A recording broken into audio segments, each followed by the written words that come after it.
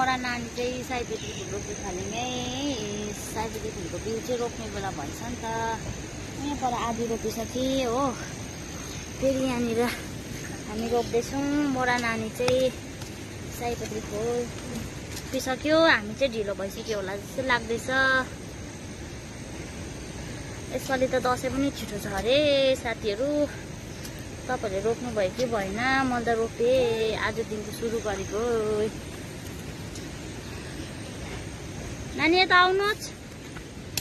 पुरा अग्लो अग्लो भइसकेछ नि त कि, अन्त त्यही भएर चाहिँ सारिहालेको।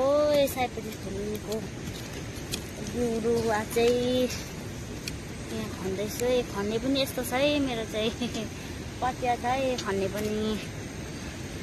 खन्नु पर्यो भनेको त्यस्तो ठुल्ठुलो झ्याङै भएको थिएन नि त। यो त्यस्तो ठुल्ठुलो बढेको थिएन नि त। अहिले चाहिँ यत्रो ठुल्ठुलो भयो हो। त्यसपालि चाहिँ सयपत्री चाहिँ मजाले फुलौँ भनेर चाहिँ रोपेको साथीहरू। तपाईँहरूले त रोपिसक्नु भयो होला। म त भर्खर रोप्दैछु है सयपत्री फुल। मैले चाहिँ फुल पनि रोपिसकेँ सयपत्री फुल।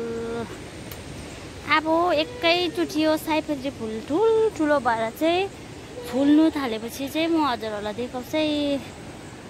आजको लागि चाहिँ यति हो है।